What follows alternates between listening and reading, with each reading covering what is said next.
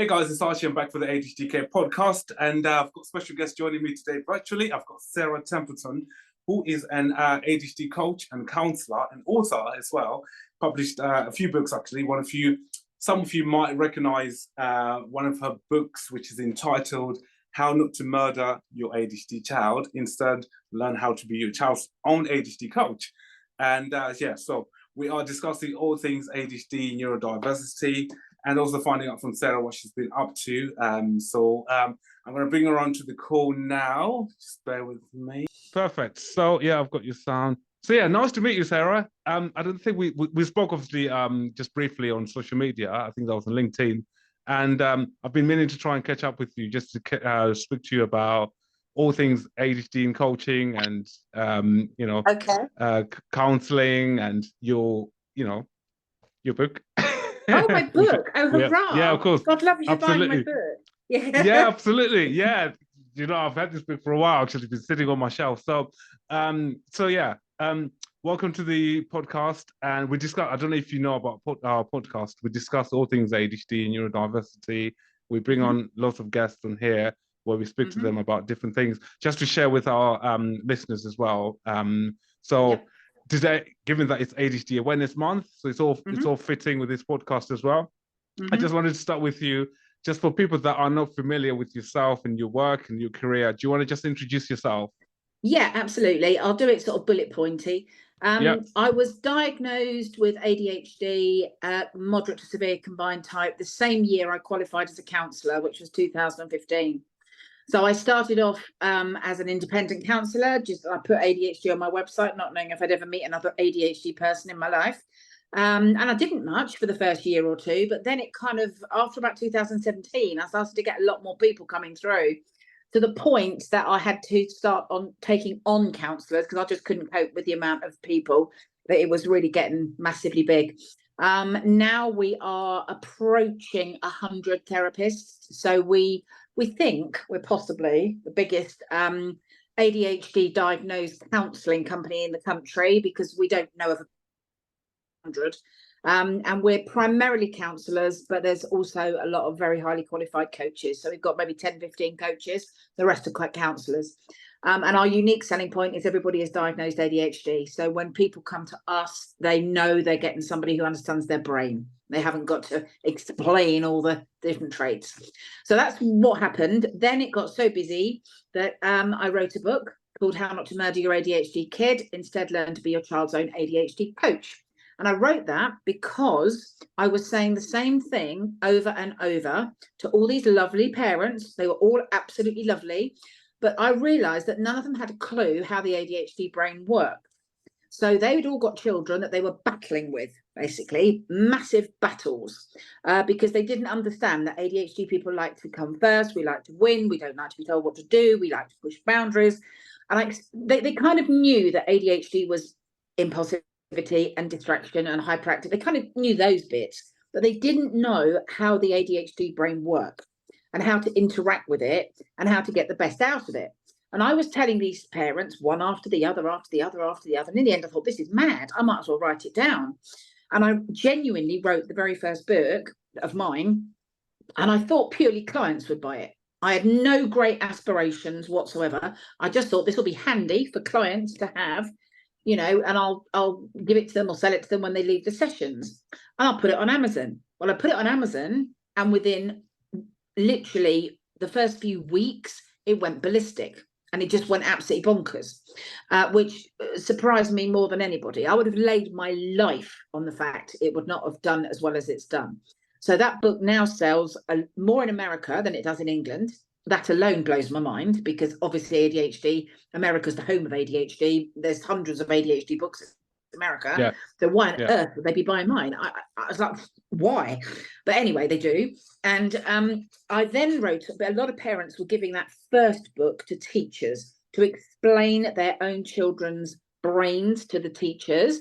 That really what they were saying was, my son or daughter isn't just this naughty little git that you've got to control and turn into a neurotypical child. This is actually the way their brain works, and this is how you're going to get the best out of them. So because they were giving the book to teachers and to schools, and they were all telling me they were doing that, and they all, thank you, Sarah, I bought 2 of your books. One for me, one for the school. You know, I thought, this is mad. There's so much more I can put in a book for teachers that will help teachers. So then came book 2, which was for teachers. Then came book 3. Now, book 3 is only coming out next month, and it was due to be book 2, but it got taken over by this request from teachers. And my third book is on teenagers. Teenagers are my particular passion. When I was a counsellor, I loved a naughty ADHD teenager. The naughtier, the better. The more hating the world, hating their parents, hating the school, hating everything, the better. Yeah. I just loved working with those because I was like that when I was a teenager. I get it. And I loved channeling the good bits into, you know, what they could be. And I more than any other age group, teenagers are my thing. I think it's also because I've worked in prisons. So before I was diagnosed ADHD, I worked in 2 young offender institutes and 2 adult male prisons. And in the adult male prisons, most of my clients were in their 20s, maybe 30s. So I'm used to that young, you know, late teen sort of age group. And I love that age group. I also think it's I was just writing this down for some other reason, that it's the most critical time in an ADHD person's life, their teens, because that's where it can all go really right or really wrong so easily.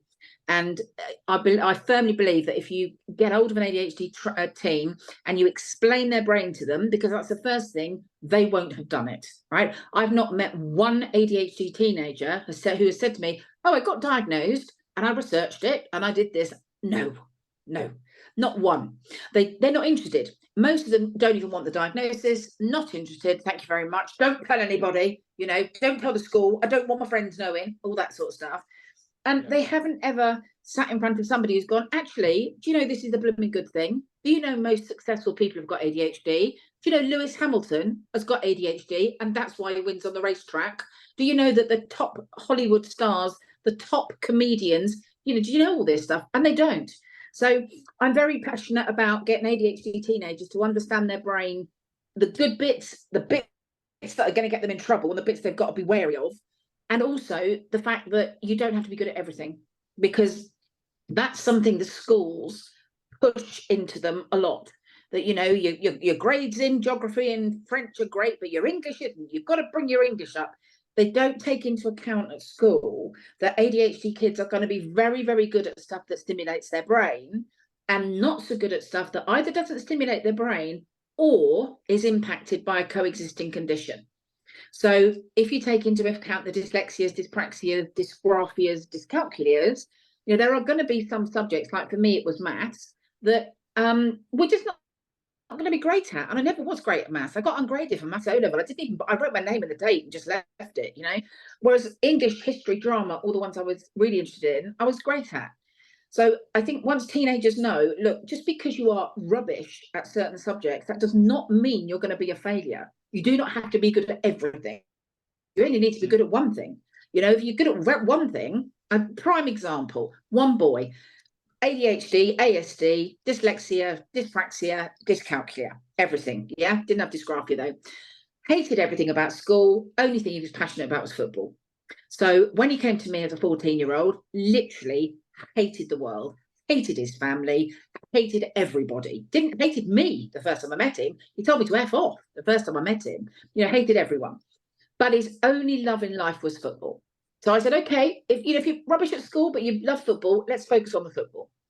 And he wasn't sure that he could make any sort of career in it. But I said, well, if you can't, you know, let's crack on with the trying for the football. And if it doesn't work, you can maybe train to be a physio or a coach, or worst case scenario, you can go and work in the blooming cafe at Arsenal. You know, we can find a career in football somewhere. Well, that boy is now, well, he got taken on as an apprentice for 2 years. He's now in his 3rd year at university. That word alone would have blown his school apart because they thought he was absolutely going nowhere, you know. No, yeah. He's doing his 3rd year at university.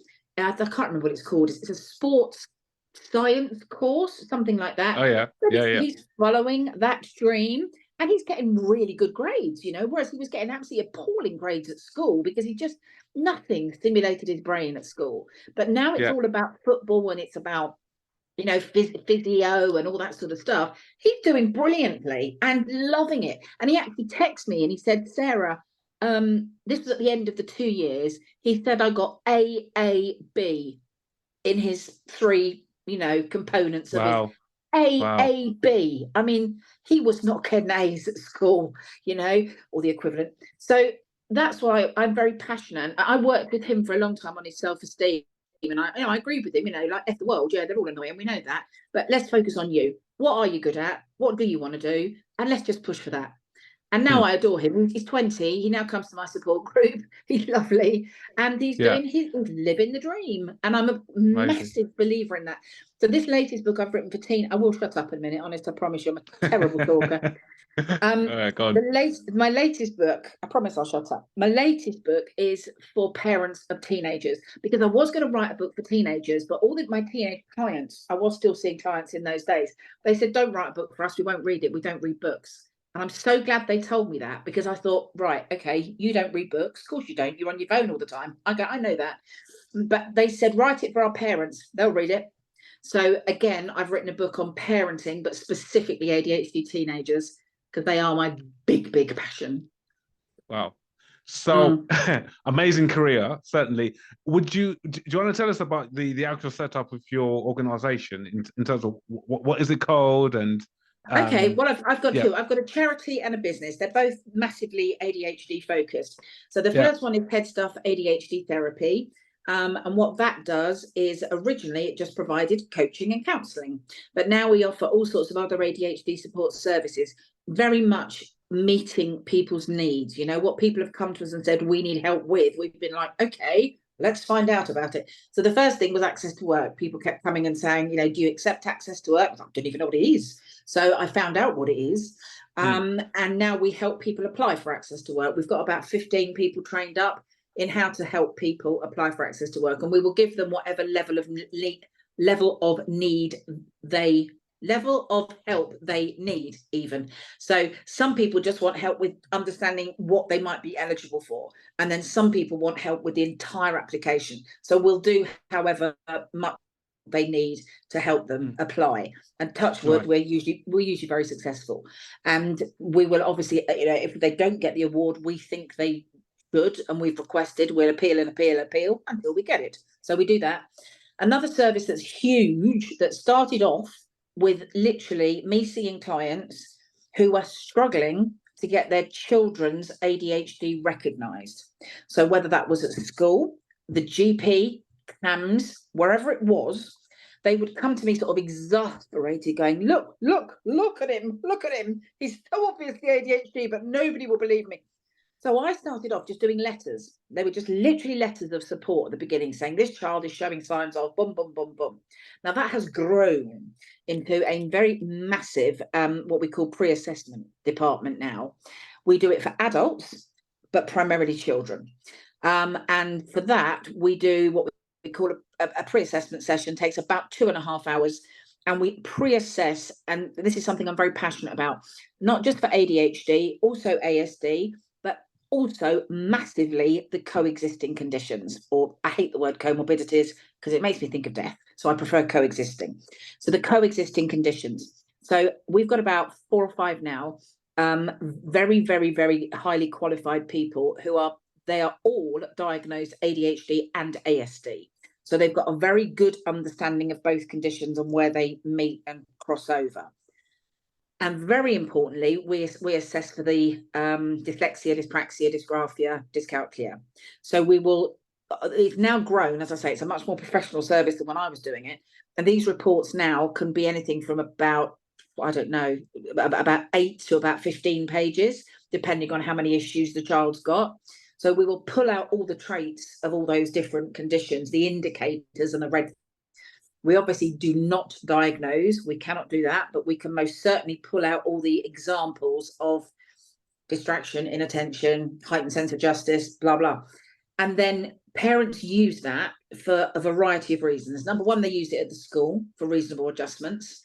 They use it with the GP to evidence the facts that there is ADHD there. Some of them use it to see the private psychiatrist, because we work very hand in hand with one psychiatrist and one paediatrician, and both of them will accept our pre-assessments. You know, they read that and go, yep, lovely, done, job done, tick, you know, because they know we've gone into it so thoroughly. So our pre-assessment department is now extremely busy helping. As I say, it's mostly helping people who are struggling to get a child's condition seen by other professionals, because we know, and I don't count myself in this, I count these pre-assessors that we've got, because they know the conditions so well, you know, so in detail.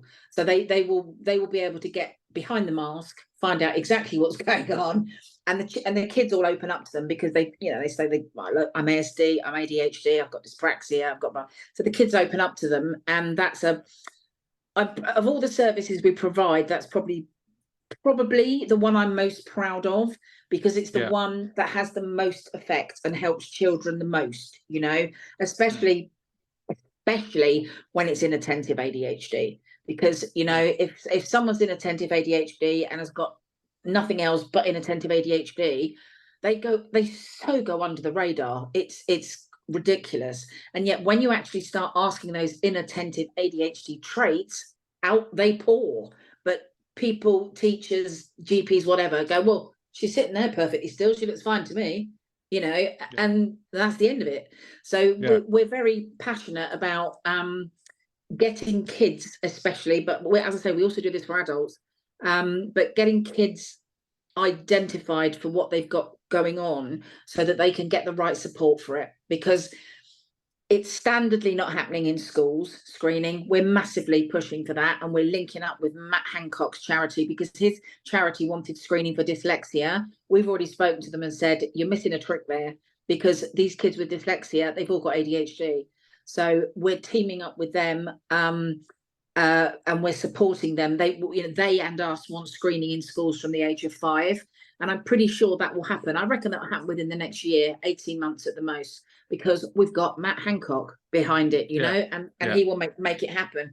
And he's got our full support. So screening in schools is massively important. And my particular bugbear is the criminal justice system, which is rammed to the rafters. Yeah. We can come to that. I was going to ask you a few questions around what you just told me just there. As you know, there's a lot of pressure. The NHS is overwhelmed with referrals for ADHD, and I'm sure lots of people are turning to private sector to get the right support that they need. So just to make sure, obviously, our listeners, I'm not sure where you are based. Are you sort of a national service, or are you? Yes, we're very national. Our head office is literally where I'm sitting right now, which is sunny High Wycombe in Buckinghamshire. And we've got lots and lots of therapists in Buckinghamshire, but we've got lots all over the UK. So we literally go from Devon, Cornwall, across to Kent, Sussex, Plymouth, all over there, Portsmouth, and then right through London, Kent, and then up north. We've got lots of therapists in Liverpool, Manchester, Wigan, Scotland. We've just taken on a couple in Scotland, 2 in Wales. So we're very UK based. Right. But I think UK based, we work with people from abroad as well, especially a lot of English people who are now abroad. You know, so for example, this week we had a family who are in Italy, and she said, we are English, but we are living in Italy, and therefore we want an English ADHD coach. So we've got quite a lot of clients dotted abroad as well in various places. But yes, we do work internationally. Our therapists are licensed to work internationally. And what is your coaching company called? The coaching company and counselling company is called Head Stuff. So head and then stuff, ADHD therapy. Excellent. Right. So for anyone, because we get lots of requests for people asking, like, where can I get a coach, particularly for young people. That's something that you often hear with adults, but not necessarily for young people, certainly. And I believe that clearly young people need space to see someone that knows and understands them. Massively. From a neurodivergent point of view. We've got children's counsellors who are ADHD themselves. They work in schools part-time and then part-time for us. We've got about 6 of them who actually specialise either in primary, you know, infant, junior, senior, whatever. We've got ones that specialise in college-age kids, 16 to 19. So we have all sorts of specialists who are very professionally trained counsellors as opposed to coaches. So they, for example, these counsellors can work with self-harm, they can work with suicidal ideation, they can work with self-esteem, they can work with all sorts of issues. They are proper, fully qualified counsellors. A lot of them are more highly qualified than me. I'm a level 5 counsellor. You have to be level 4 to be qualified.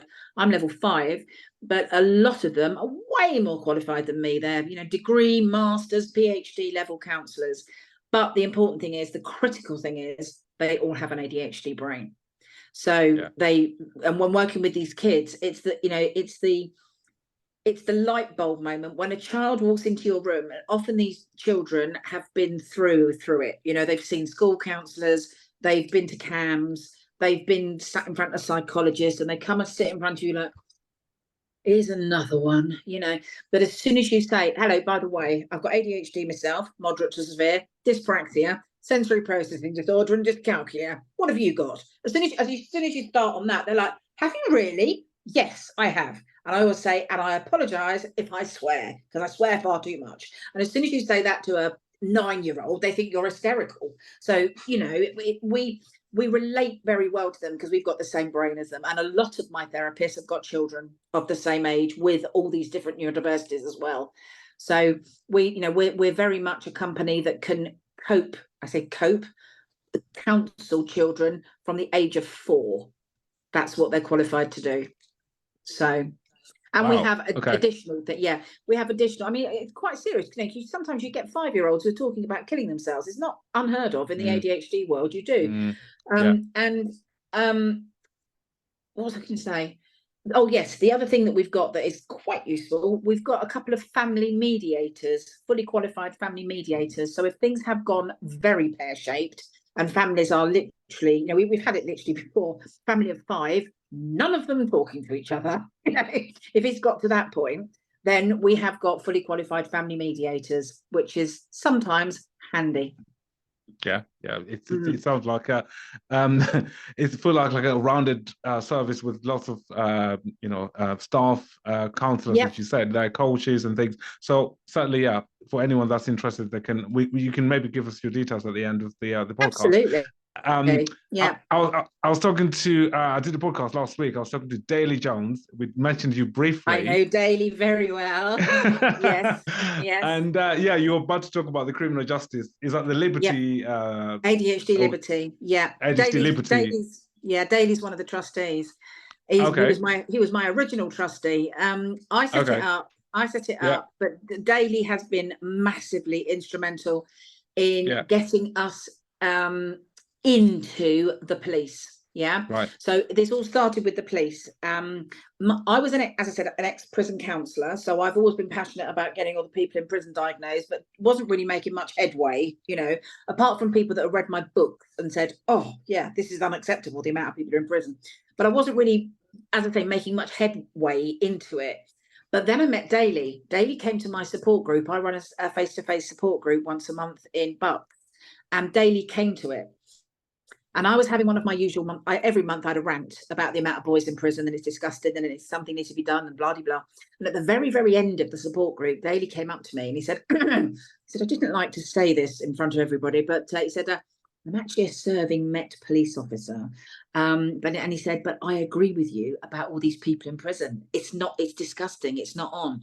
And from that moment, I've just adored Daly. And Daly has been, as I say, hugely instrumental. He invited me to do a talk at his ADHD Alliance support group. This was right when it was very new. And I think up until that point, it was an online thing. They'd only ever had 16 people turn up. I think they only had 1 or 2, and they'd had 16 people.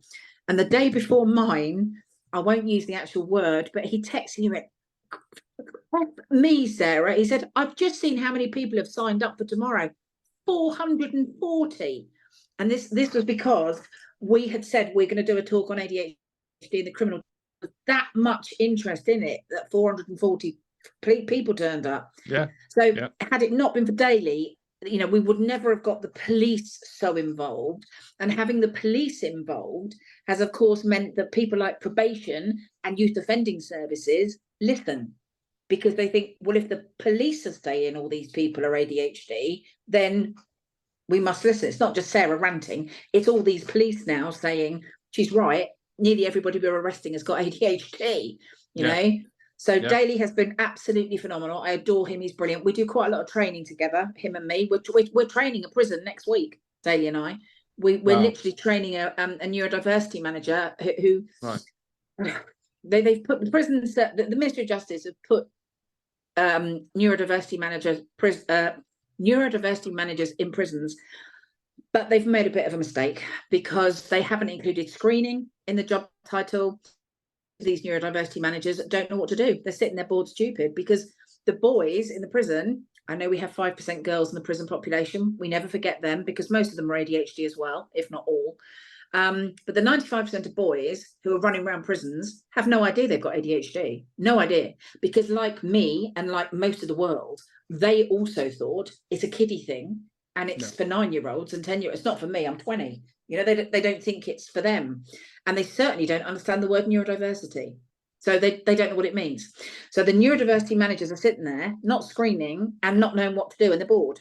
Then they ring us up all the time. We're bored. What can we do? This prison's full of ADHD. What can we do? We're like, screen them. But they're like, we're not allowed. It's crazy. You know, there's a little bridge there that needs crossing, but the government they're on the way to getting it right. They've got one of these people in each prison. This is great compared to 10 years ago. But the fact that they're not screening is a waste of time because these people in prison, like every single adult, I think, that pretty much got diagnosed. I was 51 when I was diagnosed. I had no clue I'd got ADHD. No clue at all. And neither of these boys in prison, unless you screen them. So, and the screening costs nothing. It's a societal view, some of it, don't you think? Just in terms of people's views of ADHD, like what you mentioned there, they still see it as a young, you know, boys typically can't sit still, jumping on furniture, can't, you know, all of that. So they don't understand these traits that ADHD. They think that if you're, you know, you have to be, you know, coming from a, you know, working class background or really kind of like struggling academically or, you know, aspirations in the future. Whereas, as you mentioned earlier, like, you know, Lewis Hamilton and all these other celebrities that have used the ADHD to their advantage and doing well. So, it's, you know, I've discussed it so many times on this. Yeah, the interesting thing there is that people will say, oh, they've achieved despite their ADHD. No, because of their ADHD. You know, I mean, like comedians, for example, there's so many. Lee Mack is diagnosed just in this country. Rob Beckett is diagnosed. Russell Brand is diagnosed. Angela, can never remember her name, but the girl with the fringe is diagnosed. Sue Perkins is diagnosed. And from Ant and Dec, the whole, Yes, loads, hundreds of them. And they've achieved because of their ADHD, not in spite of it. It gives you a drive, a commitment. It gives you the need, not for everybody, but for some of these traits, the need to win, to come first. You know, I mean, my desire to win is I will win about getting all these boys in prison assessed for ADHD. I will win that because I don't lose anything that I do. So I will win. It's taken me a long time and Daly's been a massive help, but I will win that. There's no way I will lose that. I will win and that's the sort of attitude I'm guessing that Lewis Hamilton has got, you know? And also the clown of the class thing, you know, that gets leveled at a lot of ADHD people. They're the people that will, I always say to the teachers, they're the people that will be filling stadiums in years to come. They are your Lee Evans, you know, that they are your Lee Evans. They will be massively doing something massively somewhere. They won't be being boring. So I totally agree. I mean, the stigma's terrible. And even more recently, we've got the new stigma, which is that it's trendy to have ADHD. That's the new one, isn't it? That now we've raised awareness so much, people like me and hundreds of others, I'm sure hundreds of others are raising awareness so much, and so many people are saying I've got it. Now everyone's going, oh well, it's just trendy to have ADHD. Nobody who's got ADHD would say it's trendy to have it, because everybody knows that ADHD, much as it comes with positives for most people, it also brings issues, you know, whether that's insomnia, addiction, anxiety, whatever it is, there'll be some negatives that come with your ADHD. So I don't think there's one person that would go, oh, you know, it's absolutely brilliant and I wish everybody could have it and it's all fantastic. You know, there's not anybody that would say that. We all know it comes with some issues. But also equally, I firmly believe that if recognized, diagnosed, and understood. You get these teenagers to understand that, yeah, you might have trouble sleeping, but we can deal with that with a bit of medication. What you're left with is the good stuff that you can, you know, as I say, with this boy, the footballer boy is my best example ever, because he was absolutely beyond hopeless at everything. And he was the first to admit it. You know, he used to sit in the corridor most of the time, not in the classes, because he couldn't do it, hated it, couldn't write things down, couldn't spell, didn't want to spell, wasn't interested, you know, but loved football. And I always say this, you know, to be good at one thing. Forget the school saying you've got to be good at everything, and you've got to pull your socks up in maths because you're very good at English. And if you only tried, it's obvious you can do it because you can do it in English. Therefore, you can do it in maths. No, not when you're ADHD. If your brain's not stimulated by maths, forget it. So I always say to parents, as long as they're good at one thing, you know, one thing will do. Do you think, like, the education system, particularly, I've discussed a lot about the education system to some extent, particularly for neurodiverse young students, where I think the whole duration of the lessons, as you know, to expect someone to sit for 45 minutes, an hour, or to stimulate them during PE and not having any kind of calm down regulatory period before they go back and sit down and do maths and carry on focusing for the rest of the day. It's sometimes you can say the curriculum itself, it's not really suited for someone with neurodiverse issues, to be fair. How they are. And some teachers, their awareness of things like ADHD, to some extent, some anyway, not all, but there's still the stigma is still there, and some lack of awareness. 100%. We do a lot of, I'll give you a quick example. We do a lot of training in schools, and I did some training myself about 6 months ago in an infant and junior school, a very big one in East London. And I was due to do 2 sessions, 2 hours for the parents and then 2 hours for the teachers. And in the break in between, after I'd done the parents, there was a little queue of people waiting to talk to me. And the very last lady came up to me and she said, "Hello, Sarah." She said, "I've just sat in on that parent session because I am a parent of 2 girls with dyslexia." But she said, "I'm actually the Senko at this school, but I wanted to sit in on the parent session to find out what you're saying to parents, and because I thought that'd be helpful for me." So she said, "Number one, I've just realised, thanks to you, that my 2 dyslexic daughters and me with my dyslexia, we're all actually ADHD, because I have this theory that there's nobody with dyslexia who's not ADHD." And she said that. And she said, "Number 2, she said, I've been going on Senko training for 20 years. And she said, I have just learned in the last 2 hours more than I've ever learned in 20 years Senko training. Should I now feel I understand what ADHD is, to the point that I know I've got it myself, and that my 2 daughters have got it." And she said, "And none of that did I learn in 20 years Senko training." And I said to her, "Dear God, what are they teaching you in Senko training?" She said, "You don't even want to know." She said, "It's so far away from what you've just told me in there." But she said, "Everything you've told me in there now makes complete sense of all these students that I've got." And her last words were to me, "Thank you. I now feel I can do my job properly." And that's a Senko of 20 years. Do you know what I mean? So what they're teaching these Senkos, I don't know, but they're not teaching them what ADHD really is. They're not. They can't. Which is surprising, really, given the rate of young people that have ADHD and undiagnosed ADHD in schools. So you think that's, Oh, tell me about it. Another school I went to, you'll like this one. Another school I went to, again, infant juniors. Lovely headmaster. I'd been emailing him. He was a really lovely bloke. I don't know why I didn't pick it up before, really, but he was ever so kind and caring and trying to fit me in, and really lovely man to deal with. And when I went to the school, I was doing my chat to the parents, and I'd said this thing about anybody with dyslexia. I've never met anybody who doesn't also have ADHD. And after about an hour, he went, "Oh, Sarah," he said, "pass us one of your leaflets." I said, "Why?" He said, "I've got dyslexia. And I've obviously got ADHD, haven't I?" But he didn't realise that he'd got ADHD until I stood there for an hour talking about ADHD. Lovely man, probably only in his 30s. But there are so many teachers who aren't ADHD aware. And this is an interesting fact that I think is really useful. If you teach all kids in a way that is neurodiverse friendly, you won't damage any neurotypical kids. And I'll explain what I mean by that in a minute. But if you teach all kids in a neurotypical way, that can be damaging. Like the one thing you've just said, sitting still for 45 minutes. I remember in lessons, there was always a clock in our classrooms. And I remember looking at that clock from about 1:45, thinking, come on, come on. And I'd be watching it getting to 10 to, thinking, come on, come on. I was literally a clock watcher in every single class, because even if I was interested in something, by 45, I think our classes were 50 minutes, I was itching, you know, for the last 15 minutes. However, if you taught children in a way, let's take, for example, I don't know, a history class.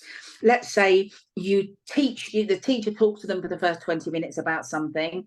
Then they get up and they have to find 10 things that are connected with the Tudor period or whatever. They've got 20 minutes to find as many things as they can and explain why they're connected to the Tudor period. And then the last 20 minutes is a quiz on what they've learned in the first 20 minutes to see what they've learned. And there's a very small prize at the end. I always say prizes at the end don't actually have to be much. It can be just you let out first to get in the dinner queue first. That sort of prize, you know. If you do that and just vary it a bit and get them up doing something and doing something different, that doesn't damage anybody. It keeps everybody alert and awake, you know. But the thing is with this, teachers aren't trained in ADHD. So I always say we don't blame teachers. There's no criticising of teachers going on here. In fact, quite the opposite. All the teachers we meet are gagging to know this stuff. They know it's a massive hole in their training, that they're not being trained in it. And they genuinely want to help these kids with different conditions. They do, but no one's trained them, you know. One of our support group members qualified as a teacher only about 2-3 years ago, and she said in the whole 3 years of her teaching degree she had 3 hours training on neurodiversity, and she herself is ADHD. She's ADHD, ASD and dyslexia. She said, how is anyone going to learn to manage me with almost those 3 conditions in 3 hours?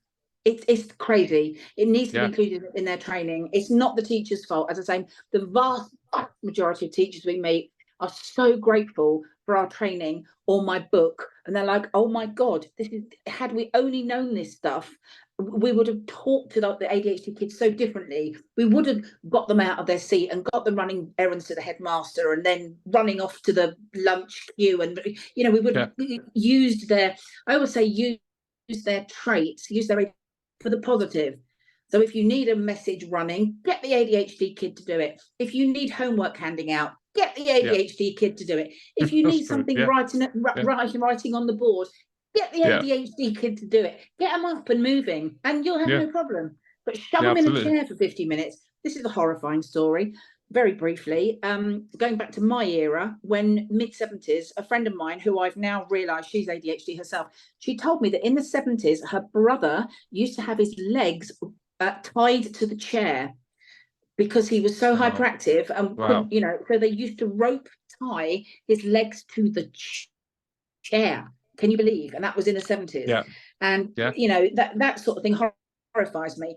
But I think the key to this is teaching kids in a way that is neurodiverse friendly is going to be good for everybody. It's going to be good for the teacher, even, you know, doing different stuff. It's not hard to change things into being more interactive, and also using IT. I think, you know, using a YouTube video, or if you're doing, I always say, you know, if kids are doing a play, let them watch it on the DVD, you know, take them to an open air version of it where they can have a picnic and watch the open air thing. Be innovative and creative in what you do with them, and your ADHD kids are going to be a hell of a lot happier. And if we come back to your publication, that book again from the start again, the How Not to Murder My... I like the title. I think, do you know, the title is so catchy, and I think that's what stands out, particularly with this book. Certainly, obviously, the content is amazing, written through the book as well. Have you read it? Have you actually read it? I've read it, yeah. It's been out for a while, so I have read it. So, and I've recommended it to so many other clients as well, and people that are listening out there. For anyone that hasn't read it, I don't want to spoil it for them, but do you want to give us a snapshot of what to expect in this particular in that particular book? In that particular book, it very much goes into what ADHD is, what all the traits are, and what the ways of thinking are. So, for example, the fact we have a heightened sense of justice, the fact that we have rejection sensitive dysphoria, and how to kind of word things so that you don't, a child doesn't perceive it as humiliation or rejection. So it very much goes into the basics of all the ADHD traits, all the different ways of thinking. Then once we've done that, the beginning of the book, it goes into different scenarios you will find yourself in at home, and basically the things that will put an ADHD child back up and the things that an ADHD child will warm to. So I've kind of tried to go through, this is just from years of working with clients, going through, you know, disorganization, procrastination, not wanting to do homework, food issues, sensory issues around clothes and all that sort of thing. I've tried to go into all the scenarios that parents are likely to find themselves in, and then just kind of explain how this feels went to an ADHD brain, you know, how we would be taking that. Let's say, for example, you're in a very loud shopping centre and it's really, really noisy and shouty. Some ADHD kids will kick off. Some will go completely silent and close down. Some will kick off. Some won't react at all because they're not noise sensitive. But you need to be aware with sensory processing disorder, for example, and this is in that book, that most ADHD people have got SPD, sensory processing disorder. Not all, but most. So sound, noise. I remember as a child being taken to a pig farm, and the smell made me retch, absolutely retch. And I was told by my mother to stop making a fuss and stop trying to be the center of attention, just enjoy, you know. And I was like, ooh, ooh, ooh. I just couldn't stand the smell. And I'm still like that now. So, for example, if people have goat cheese on a pizza, I can't sit at the same table. You know, whenever I go out for pizzas with people, I say, is anyone having goat cheese? It's fine if you are, but let me know because I need to move to another table. I can't stand the smell of goat cheese. It makes me feel sick. So once that book is all about understanding the ways of thinking, the coexisting conditions, what they are, how they will show up. And it also, the very beginning bit, I missed out really. It says that it talks about how the fact that ADHD is mostly hereditary, vast majority of it is hereditary, and to look for where the ADHDs come from. Because with all the families that I've worked with, it's been where a parent or parents have been undiagnosed and therefore unmedicated, that the biggest clashes happen with the children. It's a bit like when you're on an aeroplane and you put your own seatbelt on first. At the beginning of that book, it says why it's important we get you sorted out first, because we need to know where that ADHDs come from, and we need to know that those people are medicated and, you know, as functioning as well as they can be before we start trying to change the kids and look after the kids best. So that I tried to cover every angle that had come up for me in my clients up until that point. Do you know what I mean? That's kind of what the book's about. Would you agree? I 100% agree. There's scenarios like what you mentioned about real life scenarios that I often hear in clinic as well. Like when my child doesn't want to come off their Xbox or their device, the sibling arguments. I think you mentioned about the sensory, like if they're very particular about the type of clothes that they don't want to wear or they want to wear, things that you might take for granted as a parent and just think they're just being, you know, annoying or just being fussy and things. And it can quickly escalate in that situation. And it's I like the fact that you're writing it, as I said, from a neurodiverse young person's point of view, to say this is why I respond in this way, or this is why this happens, because most of the time they can't articulate it themselves, can they? Absolutely. Or put into words. Absolutely. And sometimes they don't know exactly what's going on, how they're feeling, to know exactly what could be causing why the reason why they reacted in a particular way. So I remember really I totally remember when I was at my junior school, we used to have to wear like boater hats. It was a very up itself junior school. We had to wear boater hats, and we had a piece of black elastic under here, and I constantly sat like this, holding this elastic away. And as soon as I put it back, I think, oh no, got to put it away. And I had no idea why I couldn't stand this bit of elastic around my neck. Well, now I know. You know, but I didn't know at the time. And also at the time, I remember when I was about 12, my mother bought me what was terribly trendy then, a bright yellow, nylon-y, horrible texture-y, horrible nylon-y, crispy sort of poncho. And this poncho had a round neck, and then, you know, and as soon as I put it on, I was like, oh, I couldn't stand the itchiness around my neck, you know. And again, I was just told to stop making a fuss and wear it. It looks lovely and all the rest of it. But as you will see now, I have got on a t-shirty thing with that sort of neck, and that's what I wear. I don't wear things with collars or polo necks or anything because it irritates me very, very quickly. And I will only wear cotton, denim, and like linen type, you know, cotton, linen, denim, and jersey.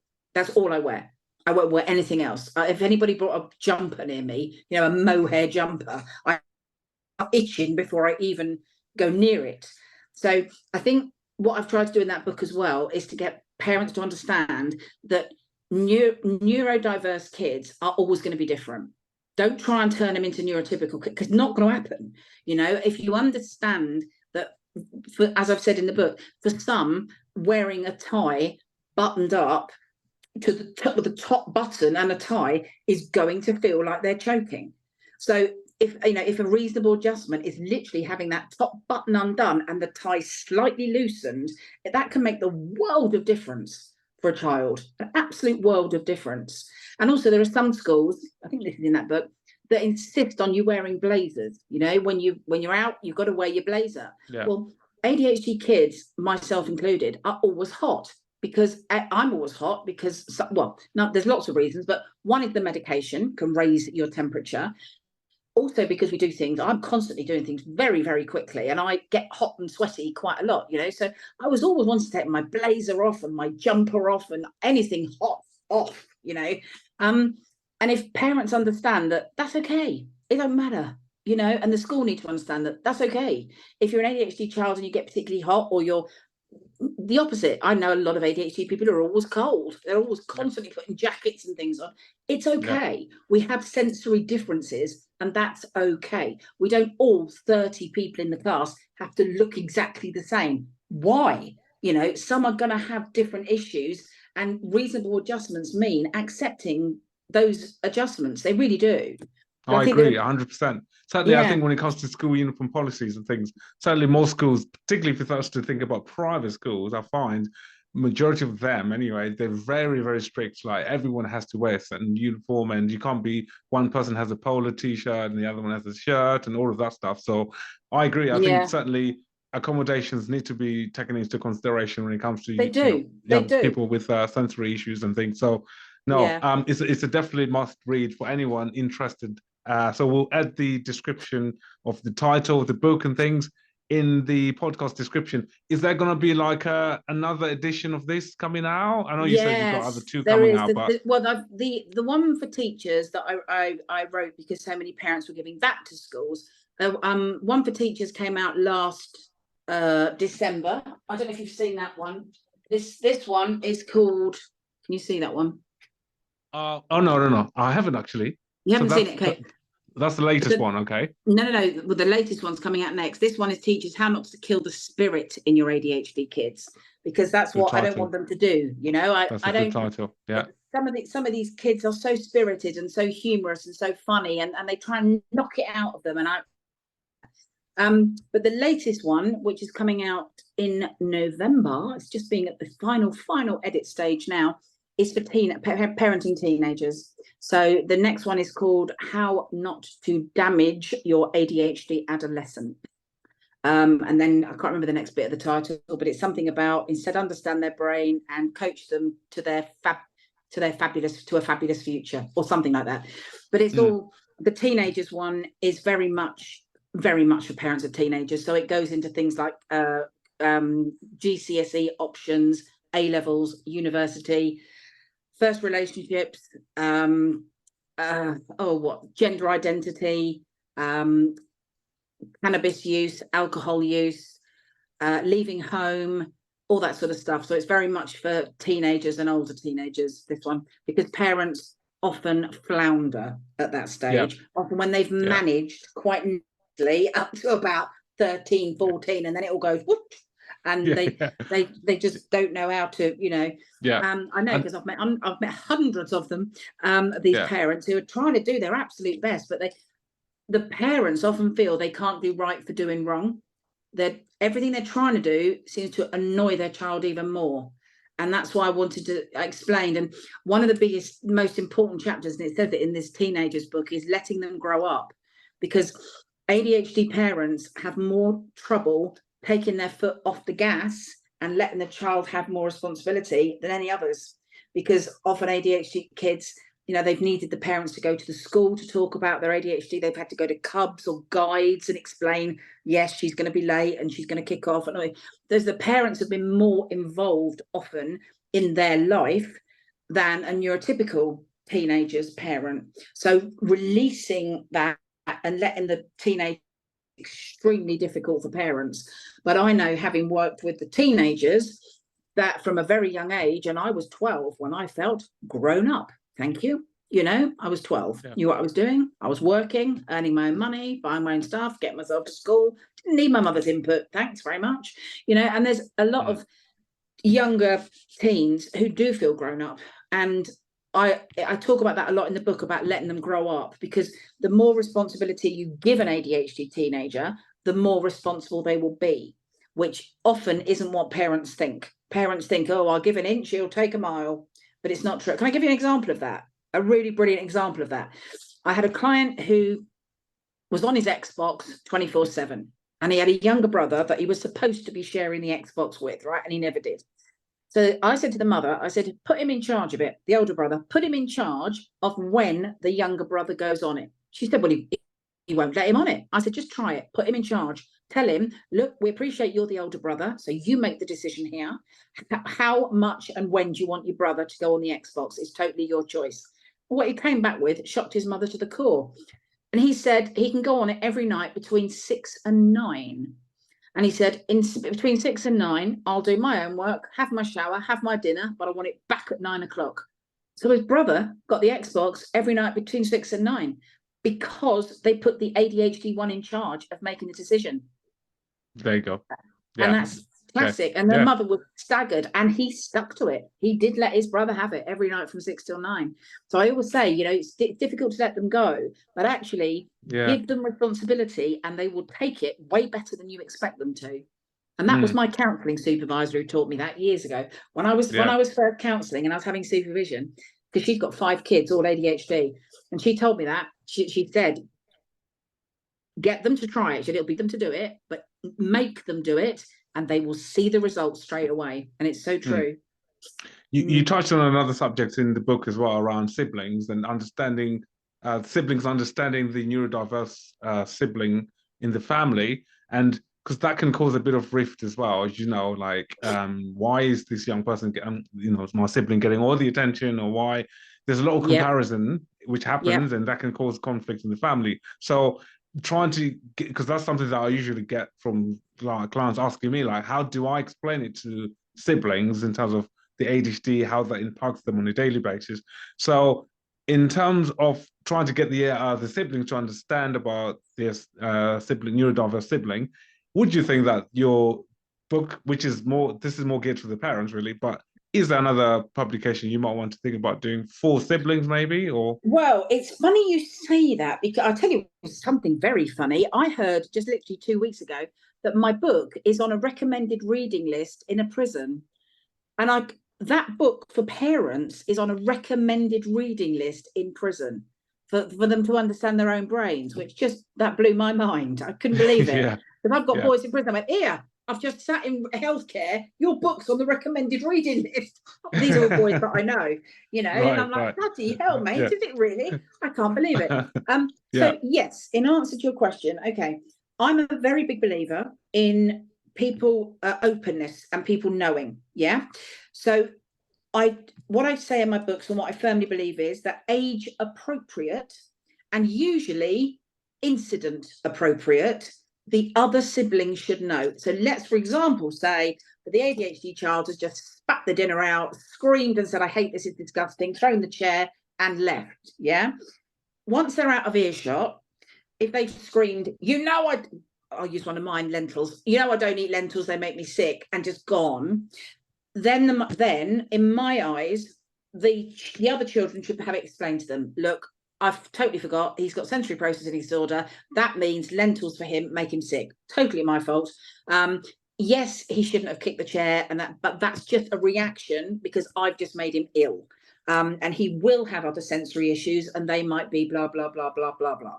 So I always say, don't overload all the siblings with all the information all at once. But when something happens, it's a very good idea to explain to them away from the ADHD child, not with the ADHD child listening, that this is part of their condition. And I always say that with ADHD, don't ever make it sound like they are better or worse than the neurotypical child, but do let them know they are different. They think differently, and that's okay because we accept difference and diversity. We all do. That's what parents should be saying. You know, we've all got different brains. Your brother's got that one. I mean, I'm a classic example in my family with 3 children. I'd inherited my dad's combined ADHD. The middle one, we're not sure about. Nobody's sure about. But the bottom one, the one 11 years younger than me, inherited his dad's inattentive ADHD. So I grew up in a house with inattentive ADHD and combined. Couldn't make it up, could you?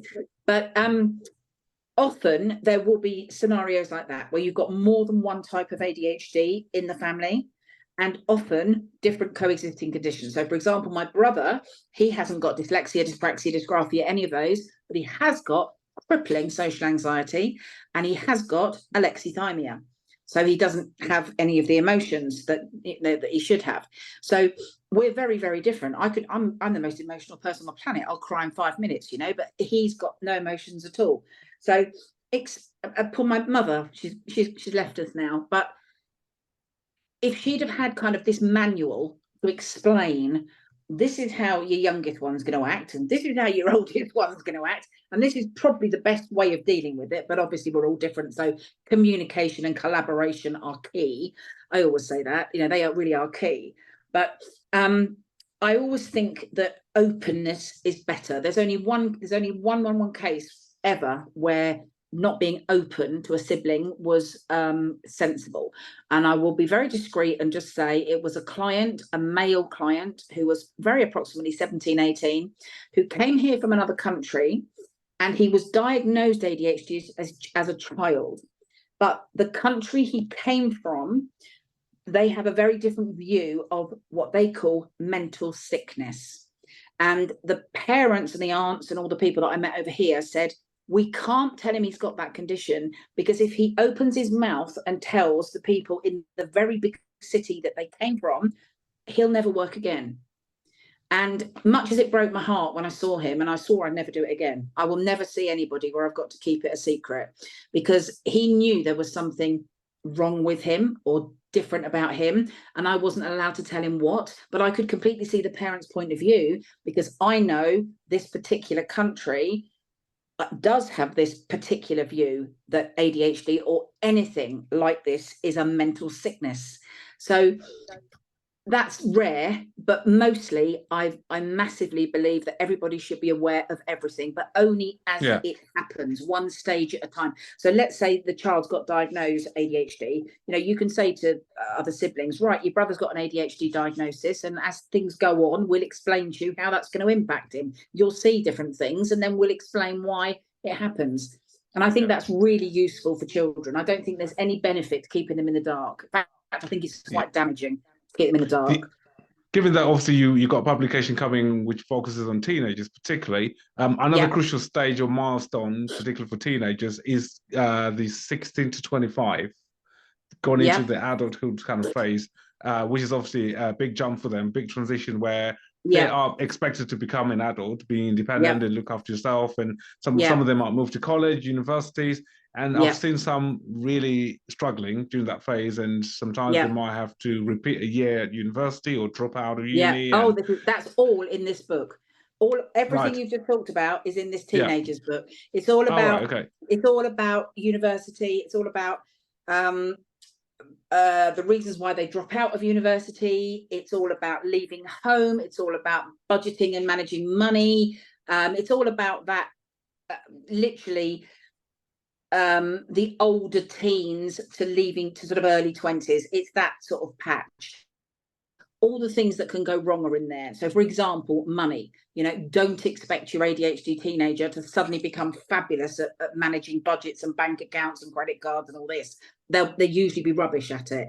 And it explains how to talk to them about it, how to warn them of for example, when I was 18, I had loads of letters. I don't think they do this anymore, but I had loads of letters from credit card companies offering me all this credit. And of course I took it all up, and then spent all my 20s in terrible debt.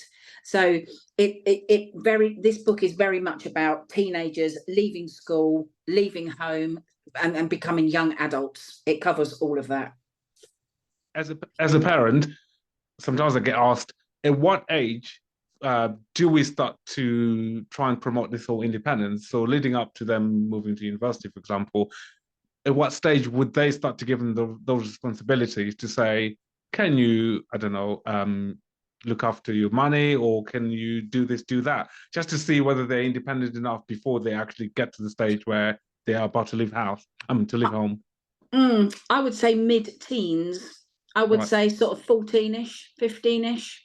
They need to start having a bank account, and a lot of them. I strongly recommend that ADHD teenagers work, because the ones who don't start nicking and end up in young offenders institutes. So I always say get them to start with. This is all in the teenagers book. Get them working, get them budgeting, get them saving some, spending some. Don't get them to save it all, because they'll just see no point in working. Let them be frivolous with some of it and save some of it.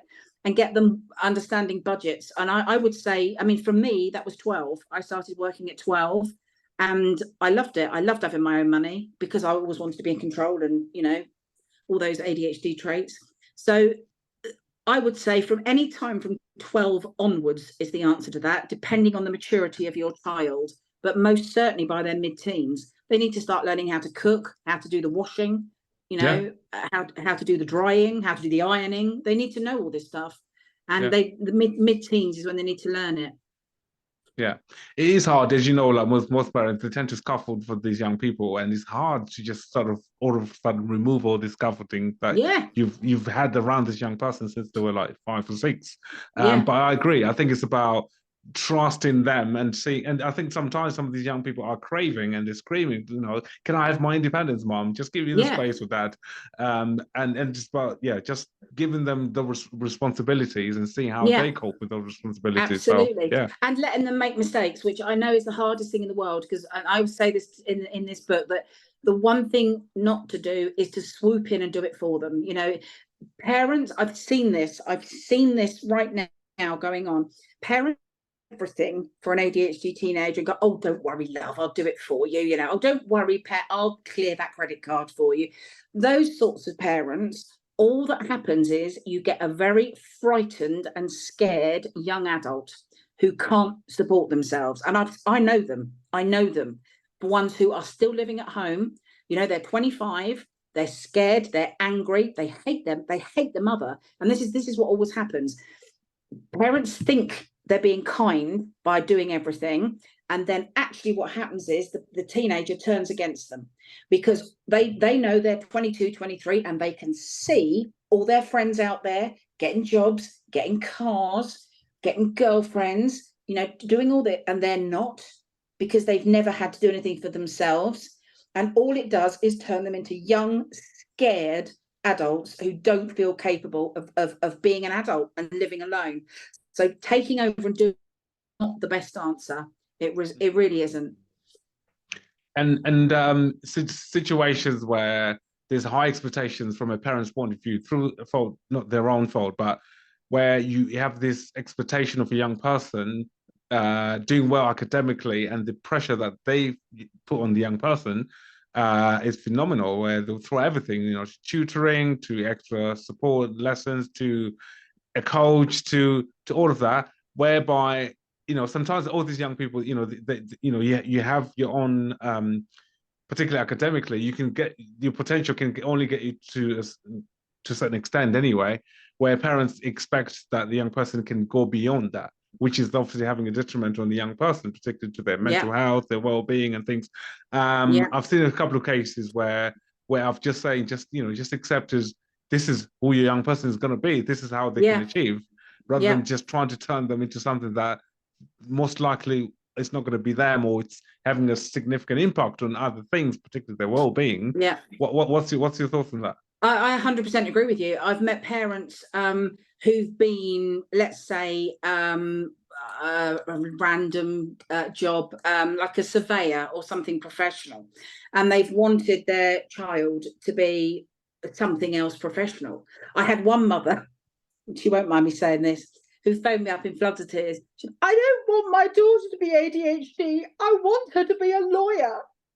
And I said, well, if you get her diagnosed and on the meds, you've got more chance of her being a lawyer than if otherwise she's going to end up, anyway, this child now, she's now much older and she wants to be a vet now. So that's okay. Mum's all right with that. But I've seen parents with, what's the word? Oh, went into my head and went out again. There's a word.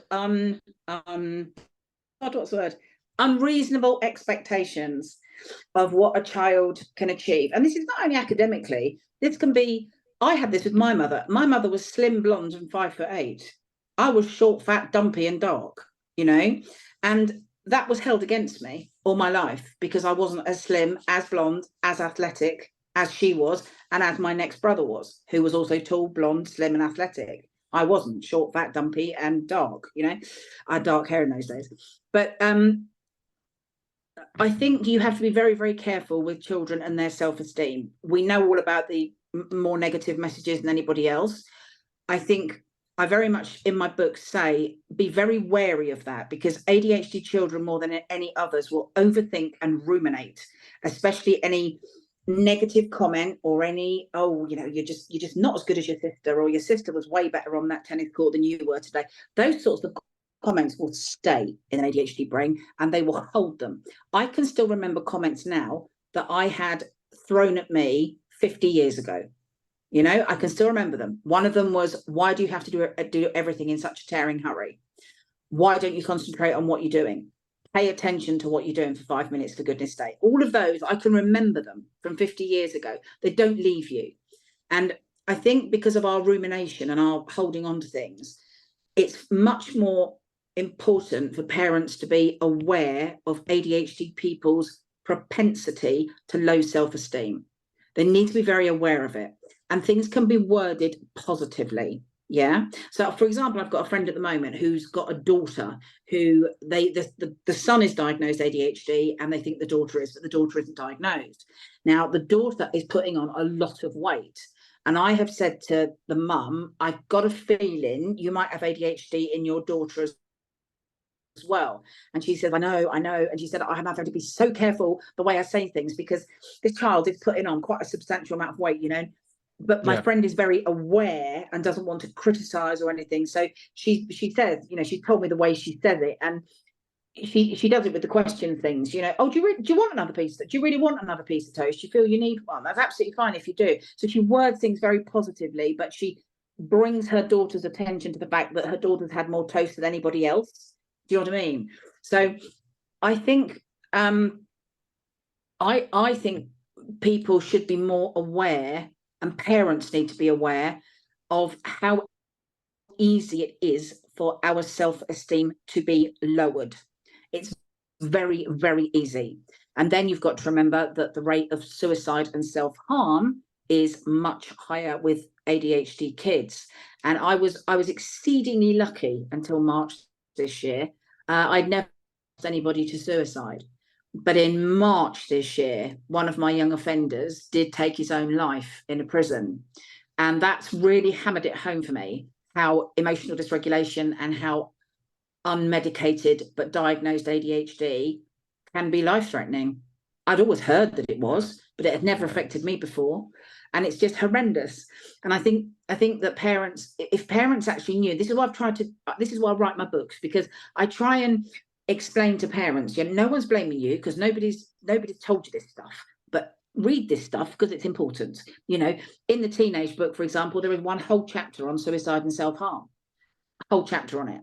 There's whole chapters on gender identity, because that's another thing. When you've got ADHD people, we firmly believe within head stuff here that we question things more than other people. So we question whether is it going to be more exciting to go with a same-sex partner or a different sex partner? exciting if I do. So we question, and we question things more. We just do. And that can be very difficult for parents. We've seen parents both ends of the scale, completely just accepting, whatever, experiment, as long as you're safe, we're good with it, experiment away. And then we've had parents the other end, absolutely outraged that their child would even think about this and won't support the child. And, it's so damaging for the child. I mean, luckily, those ones that we're talking about there, they've been seeing our therapists who have been very, very supportive of them and their explorations around things. But some of the things the parents say are quite shocking, quite shocking. And when you think, God, they're saying this to like a 15-year-old or a 16-year-old or something.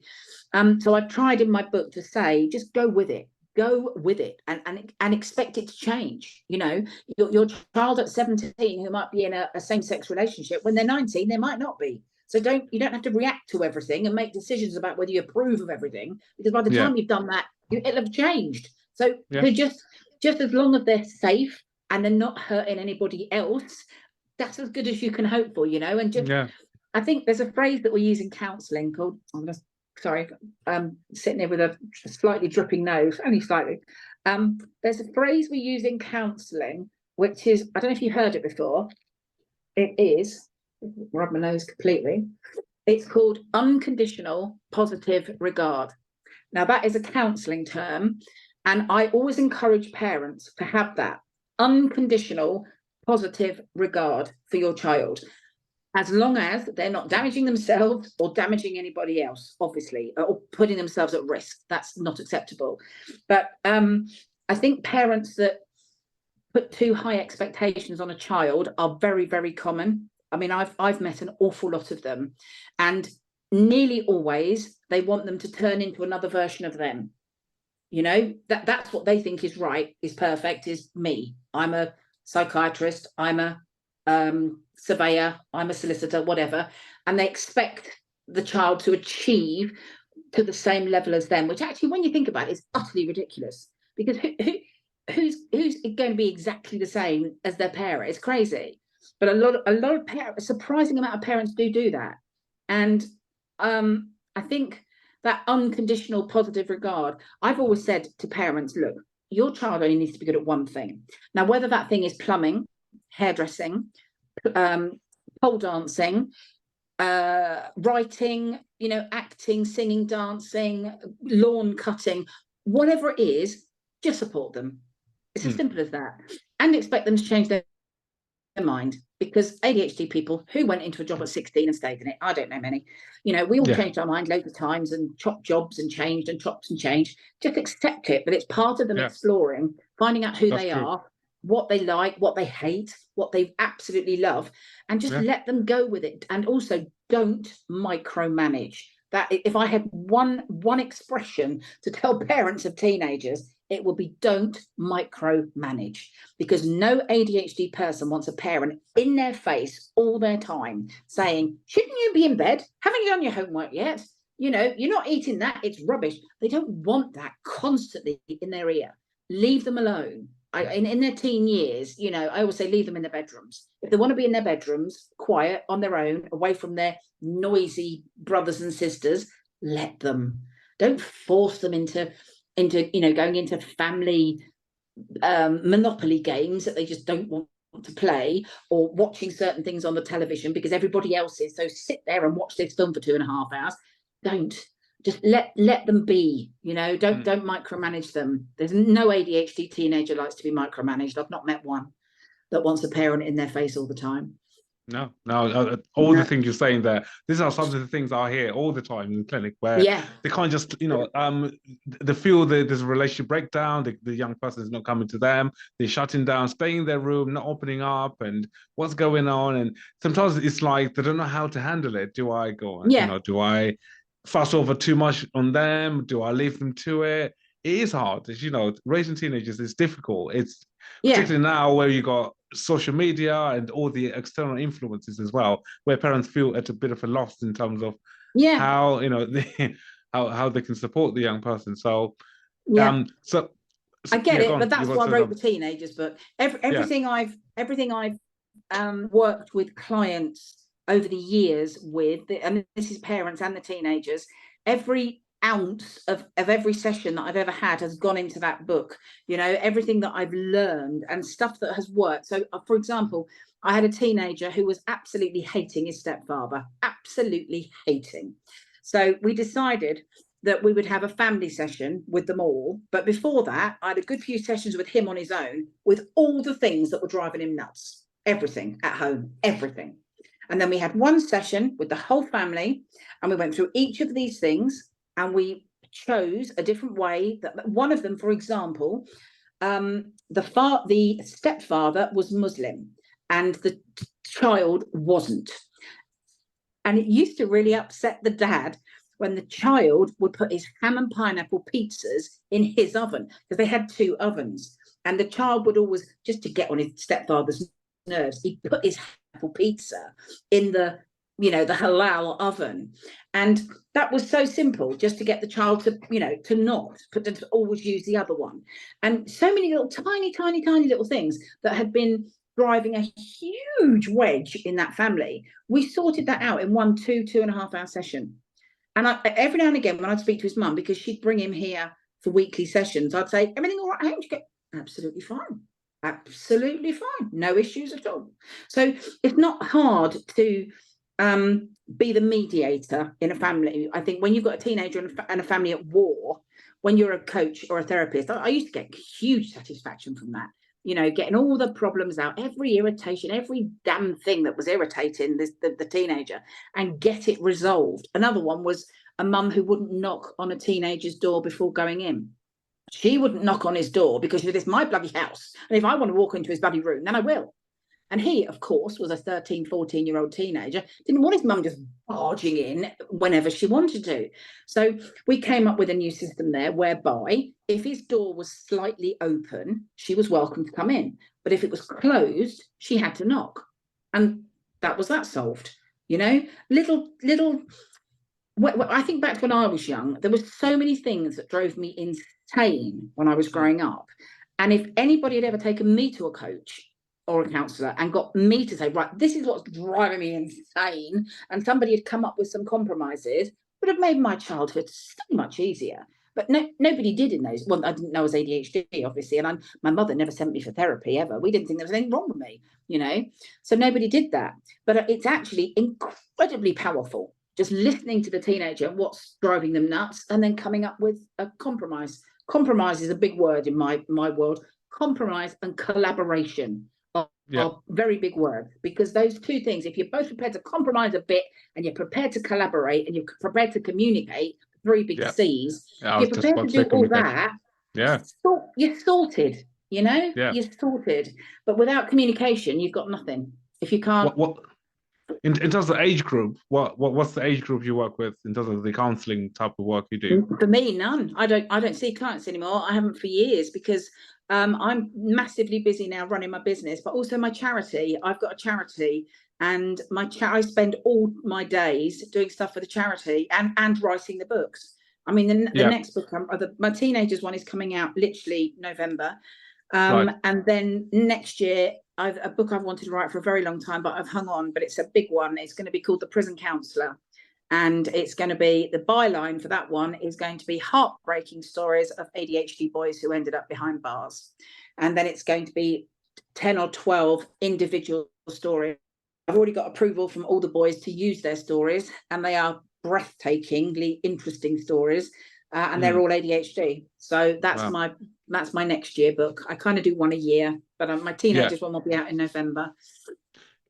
In terms of what I was referring to, your counsellors, you obviously referred your counsellors there. The age group that they work with. Oh, everything. The youngest child, I think the youngest child anybody will work with is 4, and is qualified to work with us from 4. We've got children's counsellors, we've got counsellors who work in schools, we've got play therapists, fully qualified play therapists, lots and lots of people that are very qualified to work with children, tons of people qualified to work with teenagers, and then obviously everybody's qualified to work with adults. So I think the oldest client we've had is in his 80s. So everything from 4 to 80s. Yeah. Wow. Gosh, yeah, it's quite a big spectrum. Do you want to give our listeners your contact details? Please do. Please do. Yeah. I mean, I'll send you our websites. We've got two important websites. One is the charity one, which is adhdliberty.org. And the Head Stuff one is just headstuffadhdtherapy.co.uk. Okay. So the headstartadhdtherapy.co.uk. Head Stuff. Or Head Stuff. Head Stuff. Yeah. Oh, right. Stuff. Okay. Perfect. Excellent. Yeah. So I'll put it in the description anyway. Yeah. And publications, the ones that are out there, like the one we discussed in detail, which is the How Not to Murder Your ADHD Kid, that's already available on Amazon. People can look up and find it on there. That's been out for 3 years now. And the teachers one has been out for coming up a year. And that one is very, very specifically for teachers. So that's teachers, how not to kill the spirit in your ADHD kid. Instead, understand their brains and turbocharge leaders and winners. Because that's the message I want to get through to teachers, that these kids are our future leaders and winners. They are. And that's why they're difficult in the classroom, because who thinks Jamie Oliver was easy to teach in the classroom? Who thinks Robbie Williams was easy to teach in the classroom? These kids are not easy because they're feisty and they're opinionated and they need more. And don't knock that out of them, because that's what's going to make them hugely successful. So the second book is the teachers, And the third book that is coming out in November, what's that going to be called? What's the title? That one is called How Not to Damage Your ADHD Adolescent. And that one is very, very much, as I say, for teenagers, 13, 14 onwards. And it most definitely goes up to leaving university, starting work, career choices, what's good, what's not great, sexual health, gender identity, everything is in there about really growing up as an ADHD teenager. Excellent. Are you going to be doing a book signing at all? Well, people do ask me to sign books. I think once the 3 are out, once the third one is out, I've been asked to go to America and Australia on book tours. So I think probably now, when the 3 are out, which is the end of this year, maybe next year, I might actually go out on some book tours. We're just talking to American book publicists at the moment, because I have a book publicist in England that I use as and when, but I don't have a book publicist in America, and I want one because the books sell more there than anywhere else. But I know they're only selling to a tiddly bit of America. So once I've got my American book publicist on board, and we just don't know who it's going to be yet, then I probably will arrange with some tours around doing some book signings. Yeah. Do you give talks at conferences and things like that? Yeah. Yeah. I do a lot. I do a lot in the criminal justice system. I do a lot. I've just been invited by ADHD Europe to do a talk in France, which is the first time abroad. But I do training, although I do less of that these days. But I'm now getting invited to do personal appearances and things, which is really lovely. And I do love meeting people. And those tend to be just question and answer sessions, where I literally go for 3 hours and the audience just ask me whatever they want. And I love that, because it's fun and it's stimulating, and it's genuinely, I think, really helpful for them to come. So probably what I am going to do, bearing in mind I used to be an actor a long time ago, I'm probably going to hire some theatres out and do an evening with come and ask questions, because that's what people want. They want to be able to ask questions, and I'm fine with that. So I'm probably going to do more than book signing, because I don't think that's enough. I think people want to know more than that. So I think I've actually been approached by our local theatre here ages ago, right there, and I didn't do it, but I think I probably will do a theatre tour of an evening with, and just dot a few of those around, because I think parents will get more out of it than just a book signing. No, excellent. But even like workshops, or because we do a lot of parenting workshops as well. If you were ever interested in sort of coming on as a guest to maybe speak to parents, particularly for teenagers, because that's one age group that certainly we've dedicated a workshop particularly just to focus on that, because their issues are completely different to young children, as you know. Absolutely. How you parent them, the issues that come with becoming a teenager, all of that, which again, it's amazing that you put it into a book. It's massively different. Yeah, that's why the book that I've written for teenagers, when we were editing it, one of the people I took away with me to edit it, because I always work abroad. I can concentrate abroad much better than I can here. So I took somebody with me who's got 3 ADHD teenagers, and she went a fine-tooth comb to make sure we've not missed anything out. So I don't think we've missed anything out. We've covered pretty much everything that's come up in our therapy anyway. You know, in with all our 100 therapists, nothing else has come up apart from what we've covered. So obviously there might be the odd unique situation, but the vast majority of what comes up we've covered in the book. And lastly, for coming to your own personal journey with your ADHD, so you got diagnosed. How long ago was that now? I was diagnosed in March 2015 when I was 2 months off my 52nd birthday. And that was with the ADHD, which I thought explained my entire life. And then I carried on working with clients. And from my clients, I learned that, and then was subsequently diagnosed with severe dyspraxia with 1% processing and 1% motor skills, sensory processing disorder, and dyscalculia. So that's my whole range of neurodiversities. So, and what's been helpful for you in terms of treatment? What have you heard over the last years since getting the diagnosis, and where are you now in that journey? Medication, because it stopped me binge eating. I was a terrible binge eater before, and now I'm only on atomoxetine. I'm on the highest dose and have been for 8 years. And they tell me at Bucks Mental Health that I am the poster girl for it because it works better for me than anybody else. It stops me binge eating, allows me to relax. More importantly, I used to have a god awful internal motor that meant I just couldn't stop, couldn't relax. I now can, which is heaven. And it also allows me to focus and concentrate more in theatres, cinemas, that sort of thing. So although it's not a stimulant, it does some very nice things for me. So yeah. As you know, there's a nationwide shortage of these medications, all ADHD medications, pretty much. I'm sure parents are contacting you and other clients as well, which is it's surprising that there wasn't much publication warnings and stuff. I think for us clinicians, we knew that this was coming, but it sounds like there was no plan B, and we are where we are now, and people are just expected to just go on some alternative medication or just live without it. What's your thoughts on that? Just my thoughts are that it's dreadful, that it wouldn't be acceptable for any other condition. And people think, oh well, just don't go on your meds for a few days. But I know people that have been crippled by it. You know, I know children who can now not study. You know, at school they just can't concentrate, can't focus anymore. So their grades are just ricocheting down. I know adults who are now back to procrastinating, putting everything off, can't do anything, can't organise themselves, can't manage themselves. I'm very lucky, touch wood, in that mine haven't stopped. I'm still on them. But I dread the day they stop them, because one day last week, I'd forgot to take my meds, which is quite common for me. I often forget them. And I didn't realise until I went to bed that night when I was so full, and I hadn't even consciously overeaten. I was eating cheese and biscuits, so I just wasn't really aware of how many biscuits and how many cheese I was eating. Just wasn't really aware of it. Certainly wasn't a binge. I just ate what I thought I needed. But then later that night, I was so full and so uncomfortably full. And it wasn't until I went to take my medication at night that I looked and saw I'd not taken my meds in the morning. I thought, oh my God, that's why. I just didn't know when to stop. And I just carried on eating and eating and eating. And that's my big worry, is that if my meds stop, I worry about ballooning with weight, because I struggled massively with binge eating. Because I've been on meds for 8 years, I don't think I'd go back to binging, but I think I could quite easily go back to what I did the other day, which is just eating too much without realising. You know, I could fall into that trap quite easily. So I feel for people that, you know, my advice to people is, if they offer you an alternative, take it.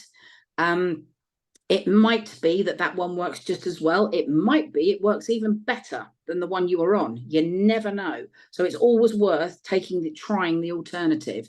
I've had a few people who said, well, they offered me alternative, but I told them to F off. You know, I'm like, no.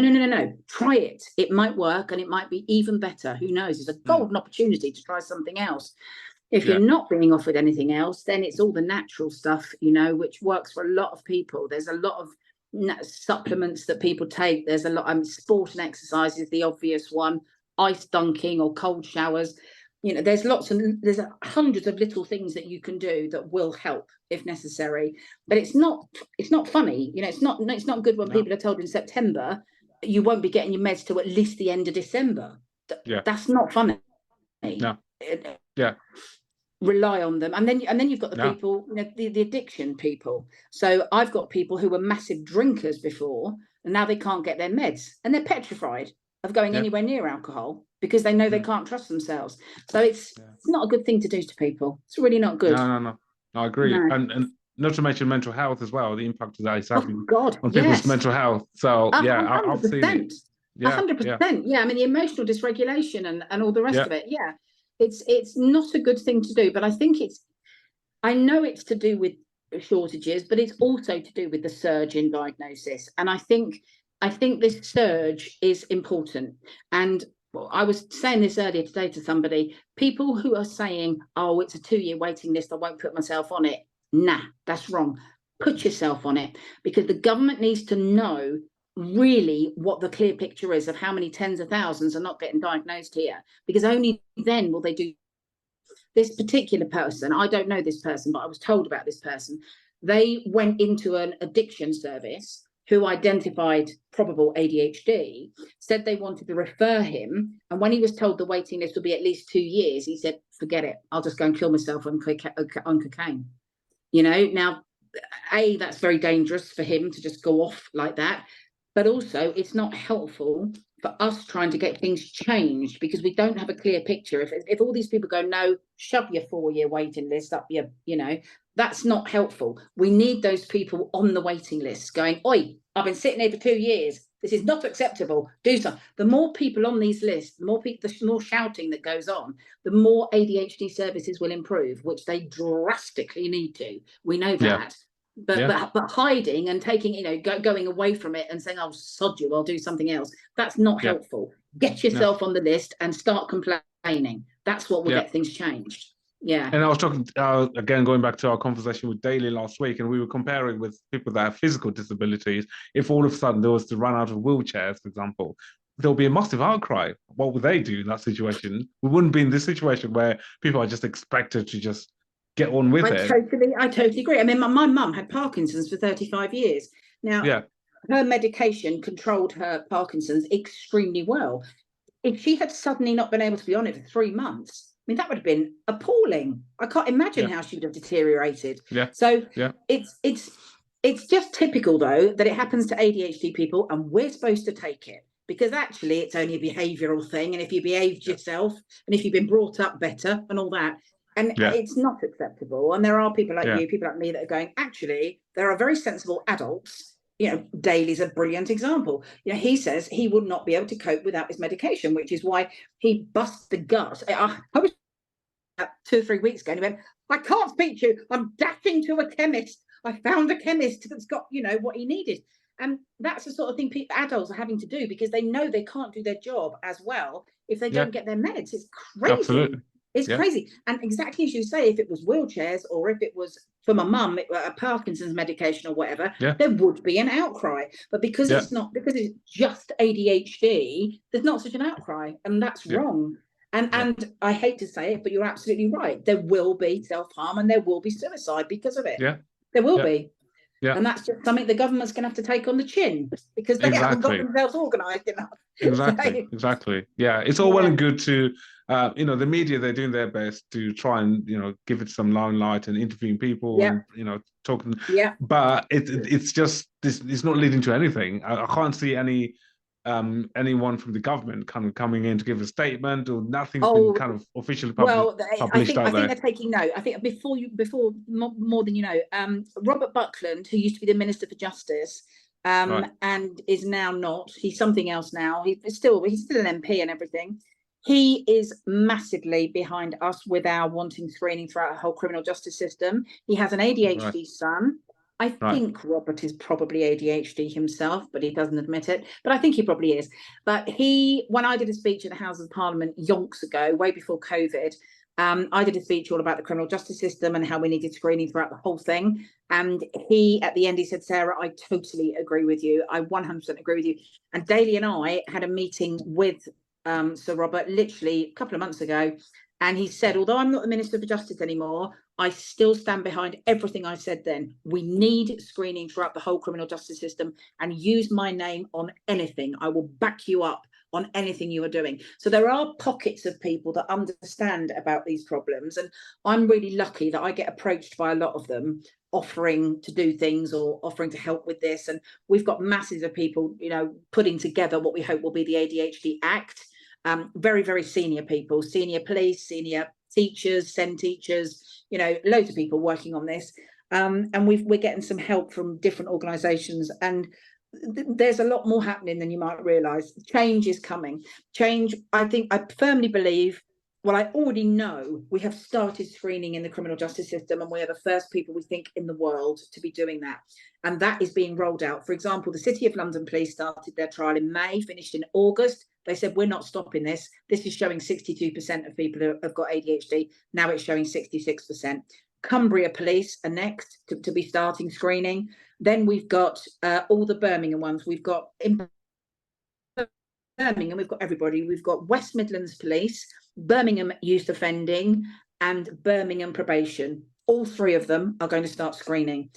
In Manchester, we've got Greater Manchester Police. They've decided to start screening, but they're going to start with children, which is fine. That's the age group we want to catch. So they're screening. So there's so much going on around that people don't know, you know, everything. And the education, that's going to be taken care of beautifully by Matt Hancock, but we're keeping in with him, because they already realise. In fact, the newsletter they put out recently about dyslexia, they said they now realise the prisons are full of ADHD. That's because I told them. So they've even put that out in a newsletter. So we know that screening for dyslexia won't just be for dyslexia. It will be for all neurodiverse conditions, which is fantastic. That charity will make sure that happens in the next year. So we're all working very, very hard here. I don't do anything but this all day long. You know, I do nothing but talk about it, write about it. And I'm trying to change. Kids are my passion, because if you, I haven't even got any, but I've got a niece who works for me, she's like my child. I adore her, and she's my social media manager. She's 23 now, and obviously I've helped bring her up since the age of 0. But I'm passionate about kids being understood more than I was, you know, and more than the boy who had his legs tied to the chair was, more than these kids who are all in prison because nobody identified their ADHD and got them diagnosed and medicated. There are tens of thousands of ex-kids who are suffering now because it wasn't spotted. So I want to spot the kids now to stop that generation going through what we've gone through. You know, the amount of people I know of my age who are dead through addiction. One of my best friends, who I know was ADHD, she was 48 when she died. And I only this was yonks before I was diagnosed, but she was a massive alcoholic. Her father was an alcoholic. Her sister was an alcoholic. She was overweight. She smoked. She drank. Everything. You know, and she died at 48 of breast cancer. And it was when I was diagnosed, I thought, oh my God, she was ADHD. That's why I got on so well with her. You know, I got on brilliantly with her, but dead at 48. And this is what we have to think about, the lower life expectancy. Her undiagnosed ADHD killed her. You know, and we need to change that for the next generation. And I'm gobby enough, and I'm angry enough, and my always wanting to win trait is very strong. And I will win. I will get everybody screened for ADHD in the criminal justice system. And I don't care who I upset with what I say. I know I upset people, and I know I'm a maverick, and I don't care. Because what I do care about is all those boys sitting in cells right now, because nobody spotted their ADHD when they were growing up. And they're sitting in cells in prisons all over this country right now, hating themselves because nobody has helped them identify it. That's what I want to change. And that's what I want my books to do.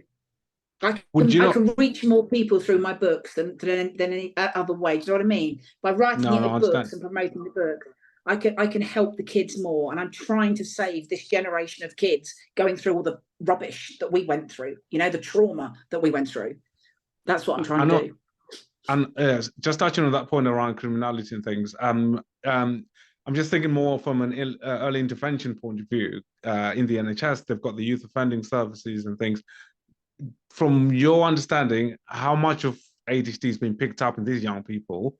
Certainly the ones that are showing low level kind of offending, not to the point where none of it. Hardly any of it. How much is being picked up before they get to youth offending services? If we're lucky, 1 or 2%. Yeah. Hardly any of it. If you've got very good parents, who are on it, who are switched on and know what ADHD is, and probably have got the money to go private, then yes, some of it's getting picked up, but it's a tiny percentage of what isn't getting. A tiny percentage. Yeah. The vast majority of these kids in prison have come from the care system. They've been fostered, they've been adopted, they've left home at 13 and nobody's given a monkeys where they went, and they've had to fend for themselves. Most of the boys in prison I work with, their mothers were dead, and their mothers were all dead from addiction. Mostly alcohol, some drugs, but mostly alcohol. Nearly every boy I work with, his mother died when they were about 15 or 16. And then the boys think, well, what's the point? I've got nobody who cares anymore. And then it just all goes horribly wrong because they've lost their mums. And of course, their mums, I strongly suspect, were undiagnosed ADHD because, it runs in families. So a lot of these boys in prison, it would break your heart. And that's why I'm going to tell some of their heartbreaking stories in my next book, because a lot of people think, oh, offenders, little gits, they deserve to be behind, but no, they don't. They don't. The vast majority have been massively let down by the same people that let me down in the 70s by not working out I had dyscalculia. Those same people are being let down now by schools not recognising ADHD and all the coexisting conditions. And that's what I'm out to change. No, I totally admire you, and I like your passion as well in this. So thank you. That's why I wanted to give you the space and voice for people to hear you, people that weren't familiar with the amount of work and your, being an author as well, and your, the amazing support that you're offering to, ADHD young people and families. So I'm hoping that it's been so useful for our listeners. Certainly for me, it has been an eye-opener, and just to sit down and talk to you about all of your great work. So we'll definitely keep in touch, and it's been a pleasure having you on our podcast. Total pleasure. And yes, in answer to what you said earlier about coming on again, I'm more than happy to, because anybody I can help and spread the word, and and also when I tend to speak to a group of people, there's always somebody who works for the police or somebody whose sister works in youth offending services. So spreading the word is very important to me. It's massively important. So definitely keep in touch, and I'll be happy to be involved in anything. And Daly and I do a lot of stuff together. Daly and I love each other. I'm his biggest fan. He's my biggest fan. So he's phenomenal. I love him. Yeah. No, absolutely. Yeah, exactly. And as I said, his podcast, we did it last week. So fresh out of talking to him, and now I'm talking to you. So I look forward to seeing the new book that's coming out in November. Okay. And certainly we'll definitely catch up at some point in the next sort of few months and things, and bring it on for any exciting projects that we have coming on. Amazing. Is there anything else you want to say to our listeners? No, not really. No, just thank you for having me. Really nice to meet you. And I hope that some of this has been of use to some people. Absolutely. Definitely. Well, for me, it has been very, as I said, an eye-opener. I'll send you the link. Are you happy for us to, do you want me to send you the link first to listen to it first before we publish it? No, absolutely. You can use whatever you want to. Excellent. All right. So we'll go ahead and publish it, and then I'll send you the link once it's up. That'll be great. And then I'll get my social media people to send it to lots of places. So okay. What is the social media handle like on Instagram and things? I don't really have them. I'm just on Instagram. I think I'm Sarah Templeton ADHD. Okay. That's my Instagram.